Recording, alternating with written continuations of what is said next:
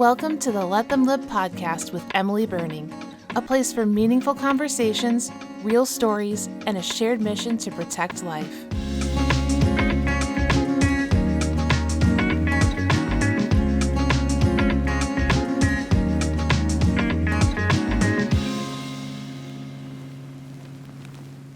All right. Hey, everyone. Welcome back to another episode of the Let Them Live podcast. I'm Emily Burning, your host and the president and co-founder of Let Them Live. It is such a beautiful day today. I don't know why, but today I've just been feeling all the joy that God has to give, and probably has something to do with our next guest, which I'm just so excited for you all to hear his story. You may have seen him, talk about his story in the last few months. I know he was featured on a live action video, and so he'll talk all about that. But I had the pleasure of meeting Steventhen back in January. We met at the March for Life. And it was just such a God thing. So I'm going to let him speak for himself. But I'm going to go ahead and give a quick bio. I have to check my notes here. I have not done a podcast in a hot minute. So here we are doing that. And maybe I don't have a bio, which is fine. So maybe Steventhen, you could just give us your bio. But I want to welcome Steventhen. He has the most incredible story. So I know that you guys will absolutely love it. So let me add him on in. Hello. Hey, how are you? I'm doing wonderful. How are you? Good. Yeah, it's like we were talking about before we hit record. It's really good to see you.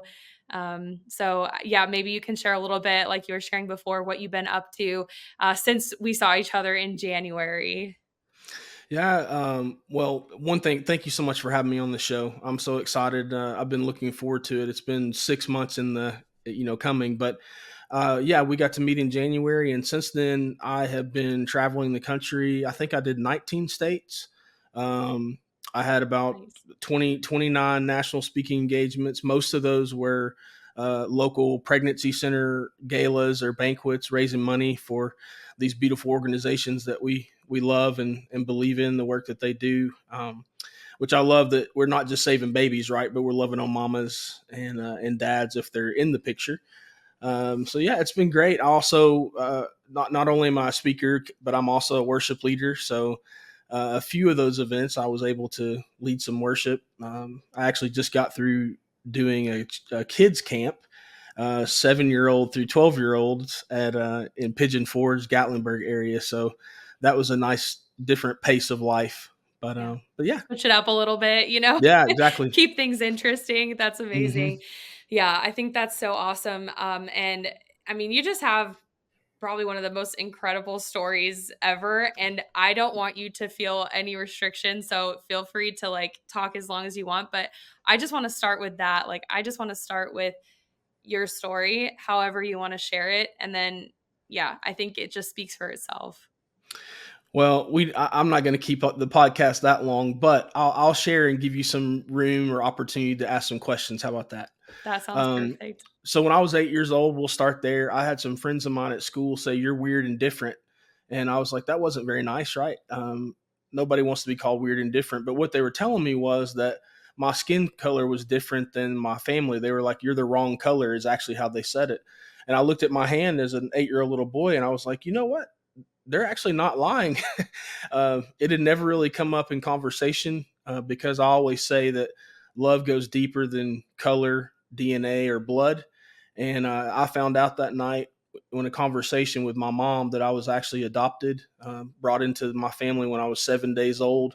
Later in life, I actually found out not only did they adopt me, but they literally saved my life.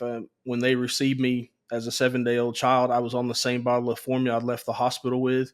I was so weak that I couldn't suck a bottle, and this family literally squeezed milk in my mouth. So, when I say that love goes deeper than color, blood, or DNA, I wouldn't be here if it wasn't for them. And so I'm thankful for that. But as an 8-year-old little boy, finding out, this wasn't really my family. This, they weren't my blood. They, I do look different and, weird. The other kids said you're different and weird, so I had to process that as an 8-year-old. I was like, that's the first in my life I ever remember asking God why. God, why do I have to be weird? Why do I have to be different? Why is this not, my blood family? But really, the biggest why question was, why would a mother not want her son? And that was something that really just, hit my soul, cut deep. And Yeah. um, so, I'm processing, and as much as an 8-year-old child can do, I'm broken, I'm hurting, I've got questions, but I'm also wrestling with the other side of that. Like, I'm loved, I'm wanted, I'm accepted, but I'm still different. So, I always say that the greatest math equation known to man is Jesus plus nothing equals everything. Yeah. And I definitely had Jesus in my life. I remember the first Sunday they took me to church, my little blue tuxedo. It was Easter Sunday, so I bet you were the cutest. I don't know what happened, but yeah, I used to be. But yeah, and it was a little homemade tuxedo. I still have it today, actually. Oh my But gosh, I I love it. I have 3 daughters, so we don't have the boy yet. We may adopt, who knows? But I came in the middle of my brokenness, that 8-year-old little boy at a church service. It was actually a revival service. We were having like a week-long service. In the middle of that, I found myself at the altar, just crying, weeping. Just came running to Jesus in the middle of my brokenness, and because I needed him. I'd heard my whole life, drug to church. I talk about I had a drug problem growing up. I was drug in and drug out of every church service known to man, whether I wanted to be there or not. And so I knew the name of Jesus, but I needed a relationship with him in that moment. And so I came running to him. And so, anyways, I get up from that moment and started my relationship with the Lord. And I'm so thankful for that, because I keep running back to him Yes. daily. Every But day. yes, I actually just released a song a few months ago called "I Still Need Jesus," and I think that's a great word. I still need him, even now at 42. And um, but anyway, so that 8-year-old little boy, started this journey, and that question of why would a mother not want her son just never really went away. It would manifest itself, I think, in different ways as I look back over my life. I let out aggression on the football field. I've been 200 none of your business pounds since 7th grade. So I was a fullback and middle linebacker, and uh, 200, none of your business. that's it, at least right I now. love I'm on that. it. That's so I'm on a funny. journey. I'm trying to get down below, but we'll see. But Yeah, since that's a good since seventh balance. grade, I was always faster and stronger, and I could carry it. But my thing is you're not going to call me weird and different anymore, because I'll Yeah. hit you really hard, and that Yeah. was. But I'm just doing my own psyche. Really, what I was frustrated with was that question of why would a mother not want me? Why was I Mhm. not wanted? And Mhm. constantly, trying to find my identity and my worth in, things that God gifted me to do, like, to run or hit. Or Mhm. so a lot of sports kind of filled that void when I really should have been running to Jesus, but it was the sports, kind of got in the way. And 1998, my junior year, long story short, 17 years old, I had to have back surgery.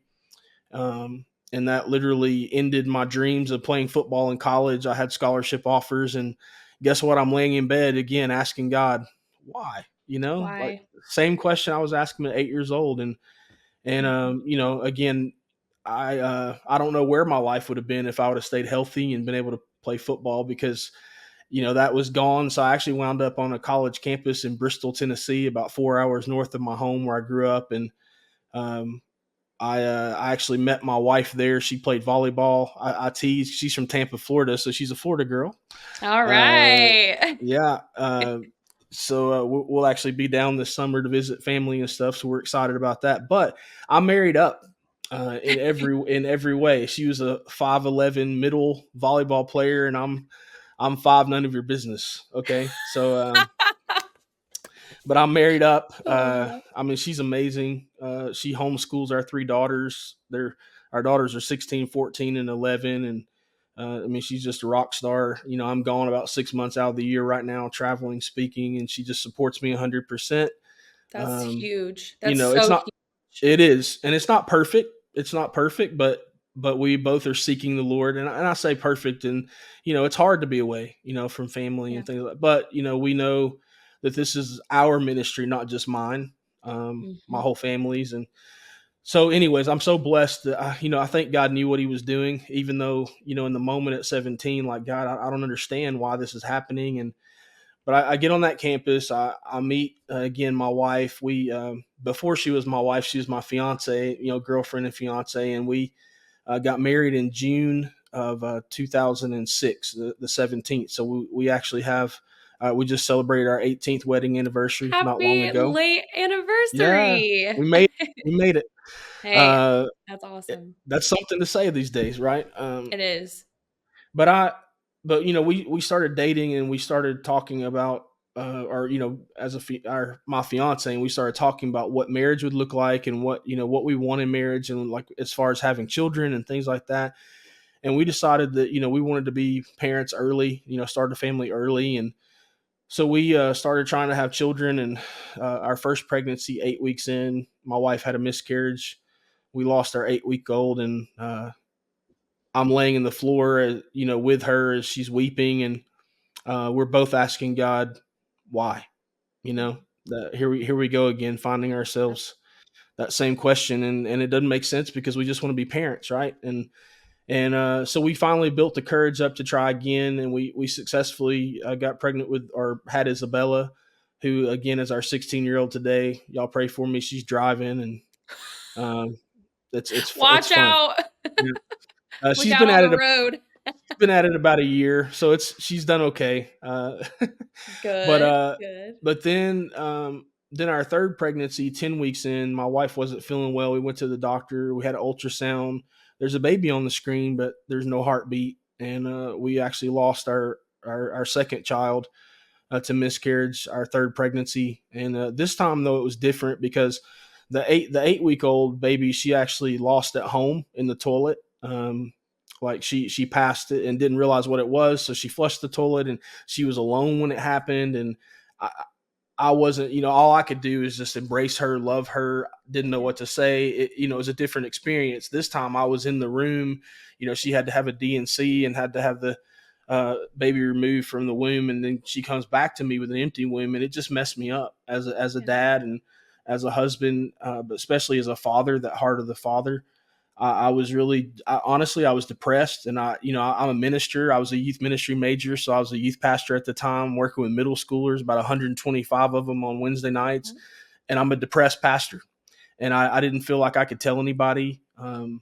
Now I know, that was the enemy trying to isolate me, I think, in my pain.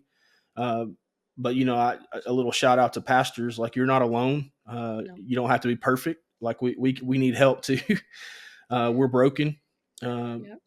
but we can be fixed, right? Brokenness can always be restored. And so that's where I am, and I'm in this season, and in the middle of that season, like only God can do. We finally built the courage up to get, try again.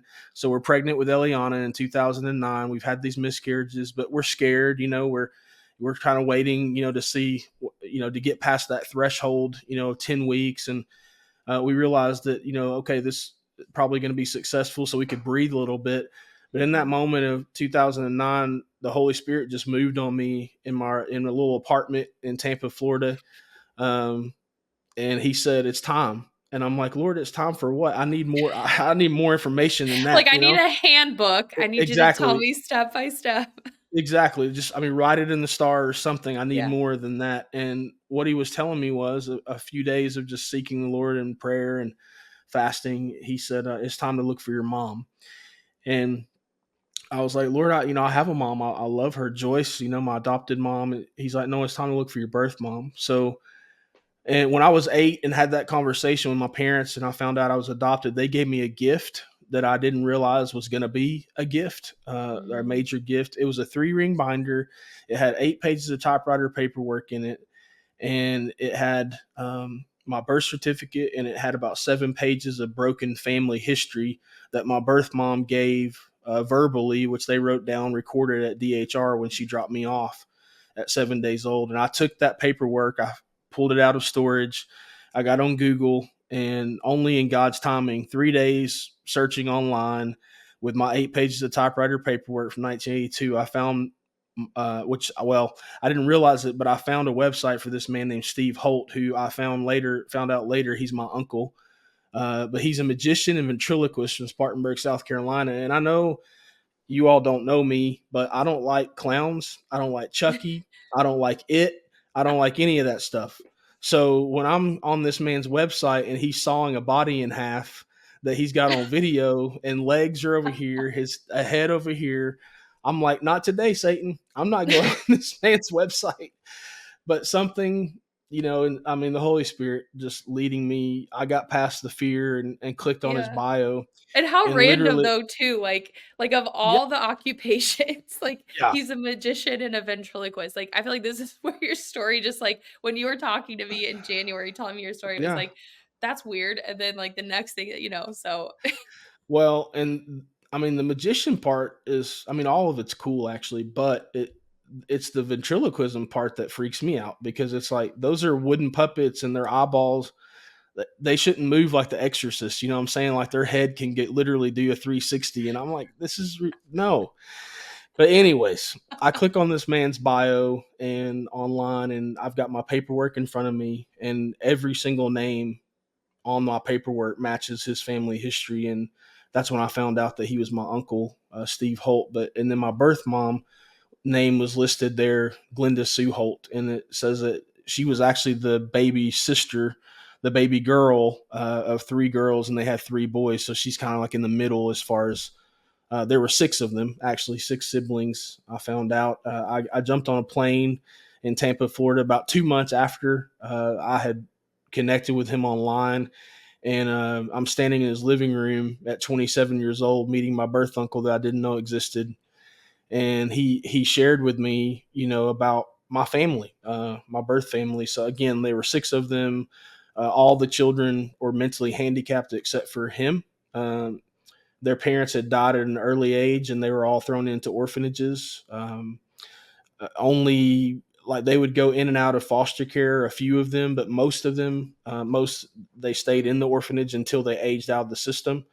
And so that was my mom's story. At 18, she ages out, and she only functions as an 11-year-old mental capacity. She aged out of the system in one evening. She was actually raped by five men. Um, as an 11-year-old mental capacity, I don't even, there's no way she could even probably fathom what was happening to her. And then to comprehend after that, it's not like she wants to run off and tell people. Um, right, the trauma can only imagine. right. And so she's in a state ran facility, no resources, no family, really no support. She's pregnant, but they don't know it yet until she starts showing, and we don't know exactly how much time lapsed from until they found out, that she was pregnant. But as soon as they found out, again, state ran facility, no support. They're pressuring her to only one option, to abort me daily. And by the grace of God, this 11-year-old, I call her my hero. She's 18, but 11-year-old mental capacity, said that no, my baby's worth fighting for. I don't really care what you all say. My baby has worth. And she ran away from this home. We believe she hitchhiked about 2 hours to Chattanooga, Tennessee. Wound up in a women's shelter for a little while. I think, probably you can imagine how many people say, words verbally say, I love you, I care, but their actions probably speak different. And Mhm. so she found herself by the end of the pregnancy, 9 months pregnant, living in a cardboard box behind an old grocery store in this little I town called remember this part. Whitwell. Well, if you're from there, they say Whitwell, but it's actually Whitwell. The locals don't say it that way, but it's Whitwell, and it's started as an old mining town in kind of in the foothills of Mhm. outside of Chattanooga, and there just happened to be a family there called the Hollands that had five biological children or four biological children, and they had had a miscarriage 2 years prior to bringing this little 7 day old baby into their home because they lost a 22-week-old little boy and they were longing for one more. So they were foster parenting, had four biological children, a sibling set of five. So they had 9 kids in the home when they got a call that this 18-year-old young woman dropped off a 7 day old baby that needs a home. And he's probably going to die, but because he's very weak, can't suck the bottle. And I truly believe, you look at how God's orchestrating, like if they wouldn't have gone through that pain and that brokenness in their life, to open up their Yeah. heart to have a desire for one more baby boy, Yeah. I think they weren't going to let another baby die. Like they were going Yeah. to fight for me. And I'm Yeah. thankful for that. I think But that I, part too, Stephen, is like yeah. so amazing. Like a lot of people say, like, why do bad things happen? Why does God allow bad things to happen? And I think that part of your story really shows it perfectly that like God is sovereign and there's a lot that we don't understand, but every single piece works for the good. And you're here Mhm. sharing this story. And, you know, we may never know fully why certain things happen, but I think this like shows that like it kind of comes full circle. So I think Mhm. that's really amazing. Well, yeah. I agree. Ditto. Um, Yeah. but I mean, I see that purpose just Yeah. daily, with what I get to do. And I think that's one thing for me is, you know, I have a ministry called this, but I live by this. I'm broken, not dead. Right. So broken, again, I said it earlier, can be restored, can be fixed. Dead is done, and I'm not done yet. And I know God has created me for a purpose, and I get to walk in, I have the blessing of being able to walk in that. I think a lot of my purpose is continuing to share my story. Yeah. I mean, I have a legacy to carry on, to champion my hero, my mom, but she's not the only hero in the story. I had an adopted family again that fought for me and cared for me, and um, they literally saved my life. Yeah. That's And amazing. but but I also That's, I forgot to say, I think too what's really cool is there was a 16-year-old young man this is what that I was about to ask you because I was like, I yeah. remember this part. Yeah. Tell me Well, this. but before my adopted family took me in, and my mom was on the streets living in that cardboard box, one day a 16-year-old boy named Bobby came around the back of the store and he saw this box move. He pulls the box back, and here's my mom, Glenda, 18, 9 months pregnant with me. And he's like, "Hey, I'm going to take you home to my family, right?" Well, what 16-year-old boy does that? So he walks, picks her up, dusts her off, takes her home to his family, walks in the front door and says, "Hey, mom, dad, look what I found." You know, and they're like, "Can we keep her?" And this family, crazy as they are, they said yes. I mean, and they literally cared for us, didn't know who we were, cared for us for 2 weeks until she went into labor. They drove us over to Chattanooga to the hospital there, Erlanger. She gave birth to me, and then everybody wants to know, like, how did Steventhen? What kind of name is that? Um, This is the best part. I Yes. know. Tell us about your name, Stephen. So, so, uh, so my mom gives birth to me again. She's 18, but only 11-year-old mental capacity. She didn't speak very well. And they said, "What do you want to name your son?" And she said, "I want to name him Stephen William Holt." So the way she spoke, we believe, and that it was Stephen William. It's all in her mind one name, because Stephen is my uncle, her brother, and William was actually my grandfather, her dad. So she wanted me to have both names, but the way she said it, it was Stephen then. So they put the Stephen, Steven, and then THEN together. So my official name, and they put on my birth certificate, is Steventhen. I'm the only Stephen then in the world that we know of, as of to date. So I have a very unique name that my hero, my mom, gave me, and I think another thing, again, just how God works. Like my adopted family were kind of really pressured. Like, you're not going to leave this kid's name Steventhen. Like when they officially adopted me at age 2, change his name, and they were like, "No, that's the name that his birth mom gave him," and they didn't know any of the story that I've shared. So that shows, I think, their heart, just to honor her, and just good people in general. So listen, I found all of this out, right? And that's great. I didn't have to know. I mean, I knew that I had purpose. I knew I had worth. I knew I had all that. But still, that question of that 8-year little boy, why would a mother not Yeah. want her son, was still there, even though I found, a lot out. So I'm standing in, back in the living room, my uncle's home back in 2009 when we met. We spent 2 days together, and he shared, we swapped stories and shared what we knew. And then he got quiet, awkward. Then he looks at me and says, "Hey, your mom's alive. She's 5 hours south of where we stand right now." And he said, "Do you want to meet her?" And what the Holy Spirit had spoke to me, a couple months before we connected, was, "It's time." And that's what I said. I said, "It's time." And so the next morning we drove 5 hours south. I got to meet my hero. We captured it on film. So we have a little over 4 minute video that you can actually watch on YouTube. So maybe we could link it in the show notes Yeah, or we something. will link it, and we'll also link your song too. So, Awesome. Awesome. yeah.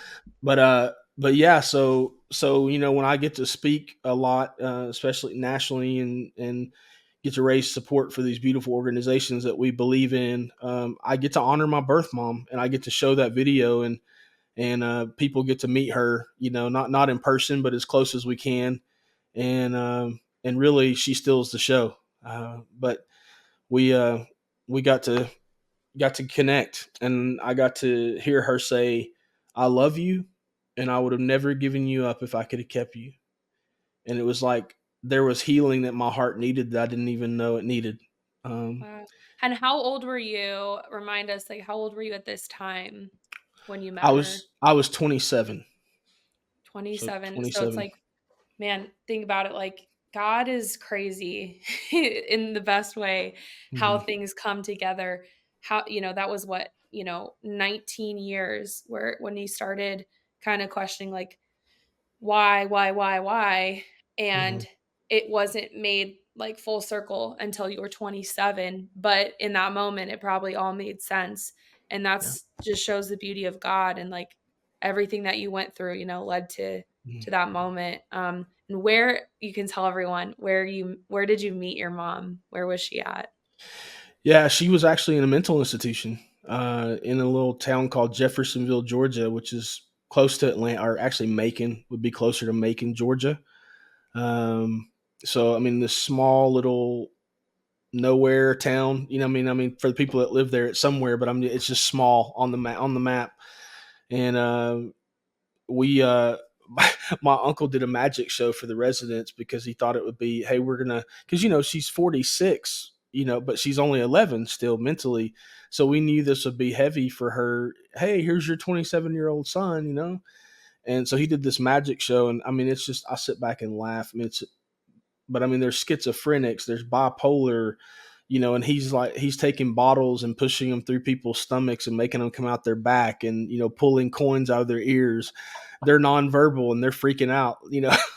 I'm not trying to make fun, but I'm just like, I'm sitting back with the camera and I'm like, what is happening right now?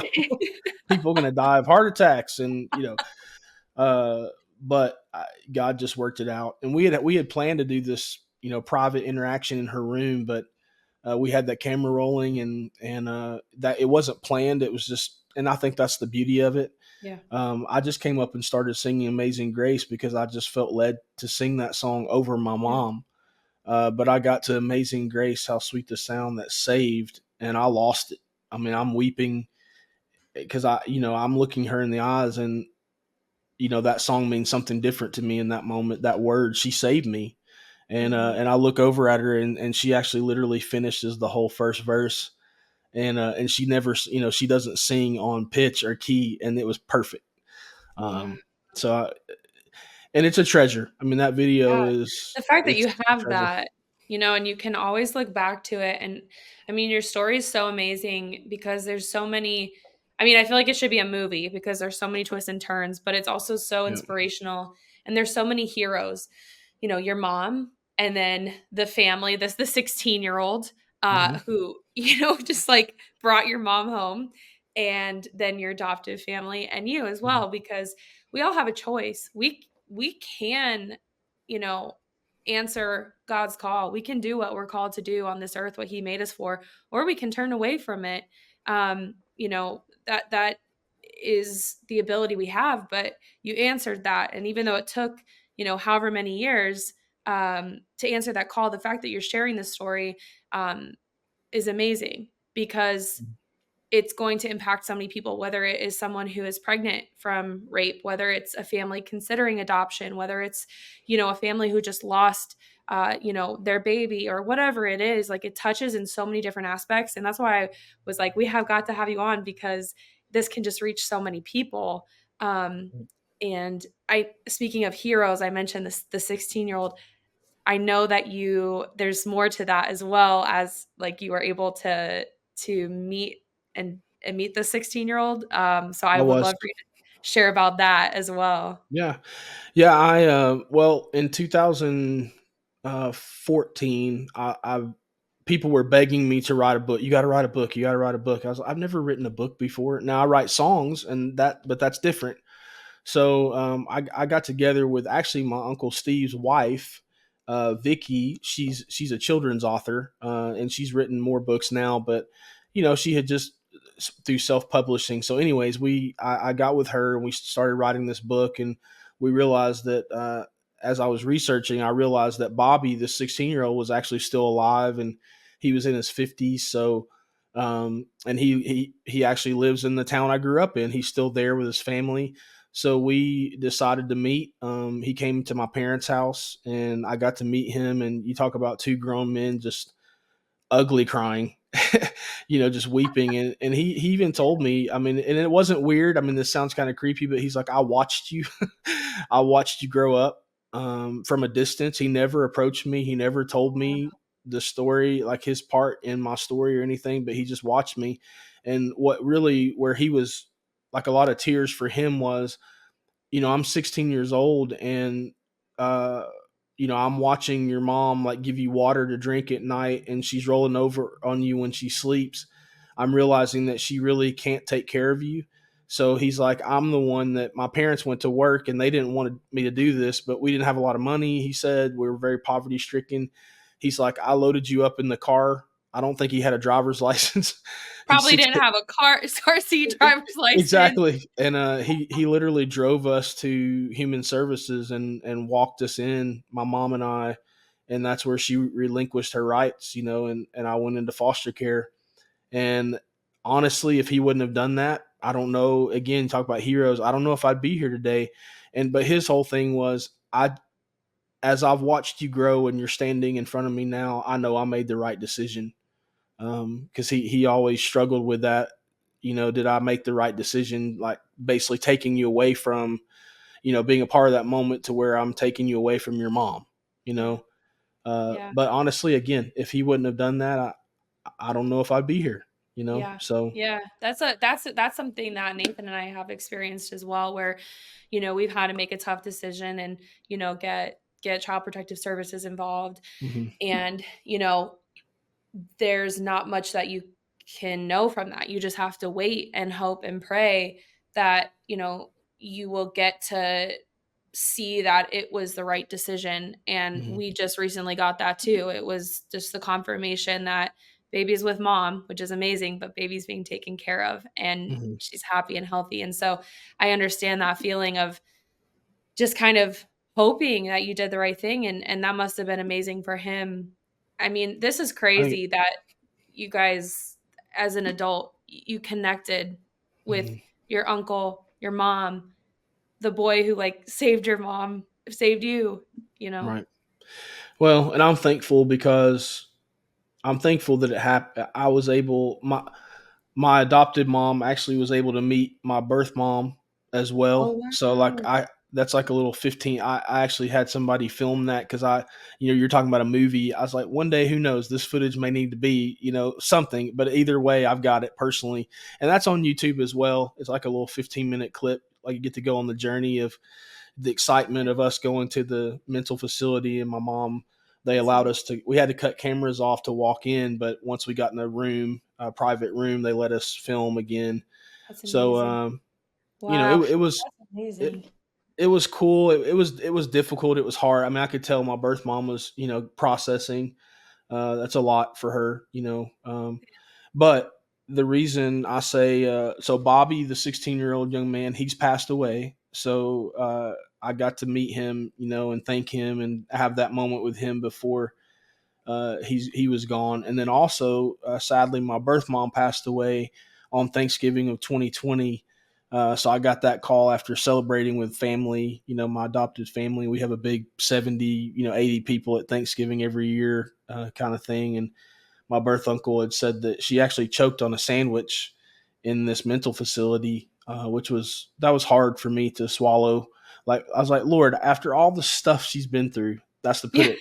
put it nicely.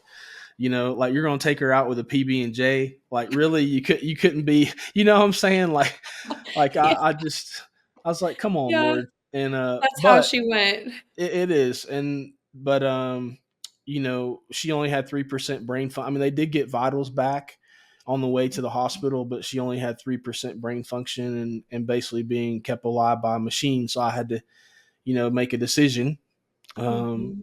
on what to do. And when we met, she told me she loved Jesus. So for me, I had full confidence and hope that I know where she's going if it's her time to go. And now she's complete and whole and not Yeah. lacking anything. And the beautiful thing is I get to see her again. Yeah. Um, but so yeah, so it's just been, so that video we talked about and the fact that I get to continue to share our story, and that's what I get to do to provide for my family as well. Yeah. I tell people this all the time.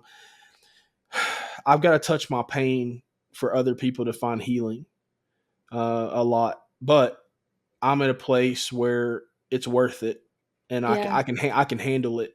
Yeah. But I still cry. I mean, I've been tearing up a little bit. I haven't let it go yet, but I mean, I cry every time I think about because God's just so good. He's so faithful, and I don't take it for granted that it's my story, and sometimes I share it so much, but I'm in awe even sometimes myself, like, wow, that was a miracle, like Yeah. God truly is in control. 100%. We have to let him be too. There's the Bible verse that I should have it memorized by now. My I literally can't remember anything, but it's It's okay. really it's one of my favorites because lately the theme has been letting go of control and Mhm. letting God just let things unfold the way that he plans for them. Right. And it's Proverbs 16:9. In their Mhm. hearts, humans plan their course, but the Lord establishes their steps. We plan, and even today I read from James, it's like you're talking about planning all this stuff Mhm. when tomorrow hasn't even happened. Like we're stuck, planning our lives and planning to go to college for football and whatever, all of these things Yeah. that you also did in your life. And then God has something completely different. And that's where I feel like we related because that's how I had my whole life planned out. And Mhm. it's like exactly the opposite of what I thought and completely not what I thought it would be. And Mhm. it's way better. Yeah. And it's all about our journey back to him. And I think that your story is just so incredible.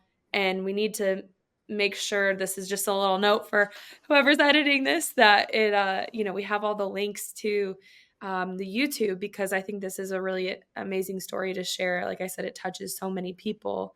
Mhm. Um, and I wanted to, I guess, ask some questions too. Yeah, please. Please You do. know, you mentioned your ministry, Broken Not Dead, and I think that's something that I can relate to because just of all the stuff that Nathan and I have been through with Let Them Live personally, like it felt like every time there was a challenge that came up, it's like, here we go again, Mhm. you know? But when you talked to me about your ministry, it really spoke to me because it's like, I'm here, I'm still alive, we're still going. So Mhm. I'd love for you to share about your ministry, what you do, who you're reaching, how people can, learn about it more and get Right. involved. Well, Broken Not Dead birthed out of really my own story. I could look at. I think I actually. It was funny.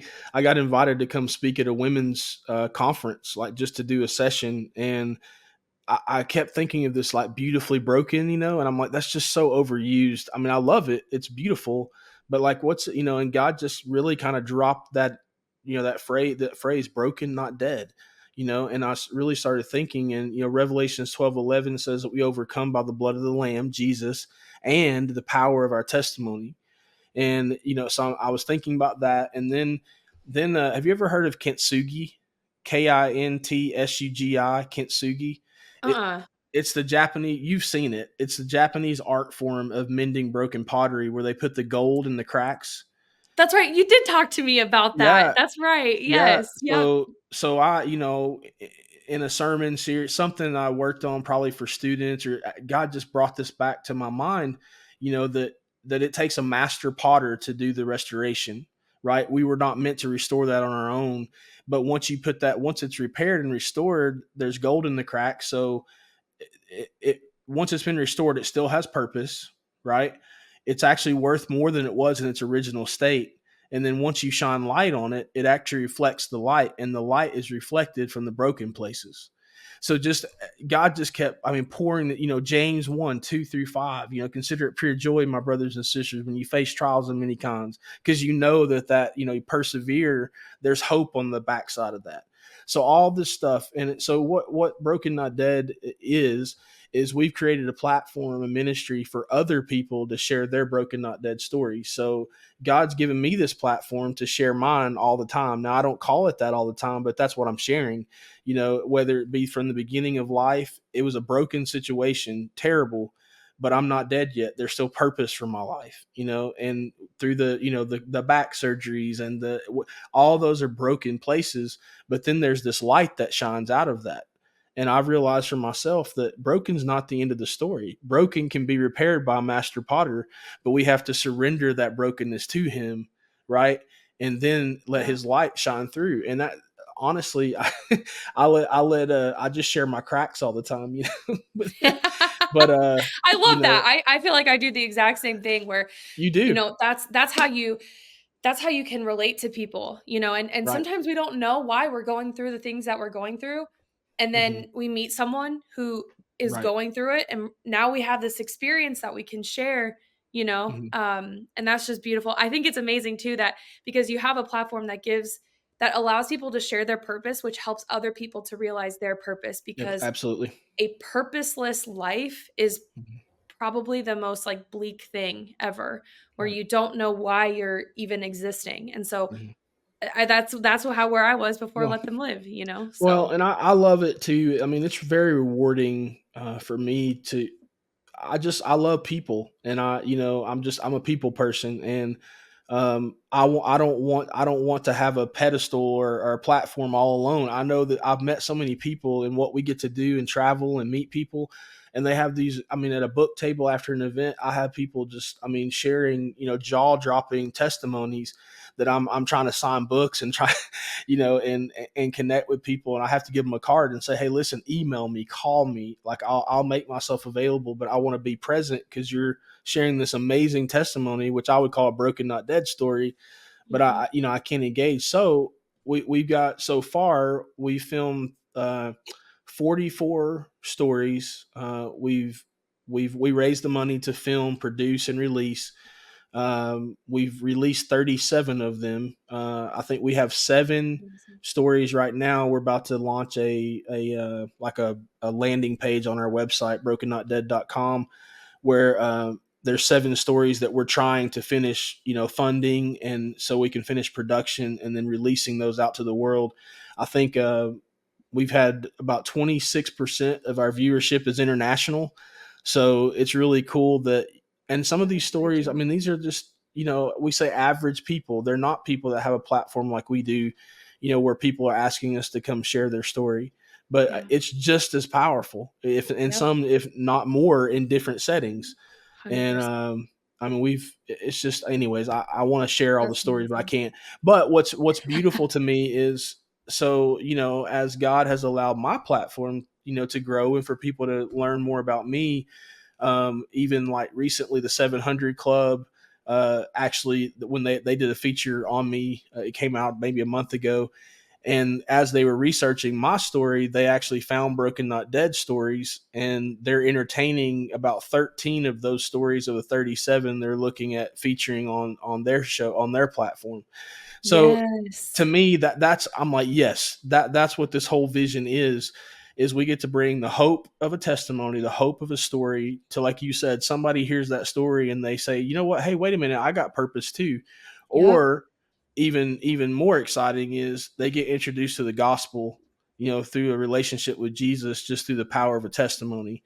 And I think that's what that 100%. Revelations 12:11 means, that's how we not only do we overcome by sharing our stories, but we help other people overcome as well. That's So, so true. There's so much healing I've found, mhm, at least in like sharing, especially while you're going through things. There is a lot of healing where when you can, share and help others. And that's always the hope, is that we reflect outwards. We're able to, mhm, not just live for ourselves, we're here to live for others and help others. And I think it's incredible that you have this platform. So mhm, brokennotdead.com.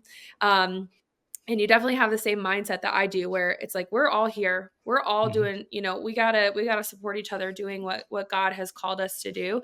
So if you're watching this, please go to brokennotdead.com.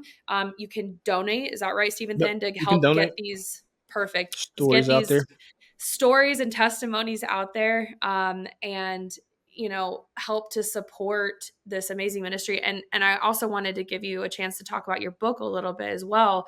What's it called? What's it about? Where can people, find it? Yeah. Well, and I will say too, not only with the stories platform, we just launched this year Broken Not Dead retreats, which I'm excited about, for Yes. men, women, students, and actually foster families. And the foster families, when we're looking at, getting sponsorship, being completely free where they don't have to pay for anything. And again, that's just a retreat to say, hey, look, I'm going through some stuff. I need to release, rest, respite, and restore. So, anyways, just a little We all side need note on that. healing. We all Absolutely.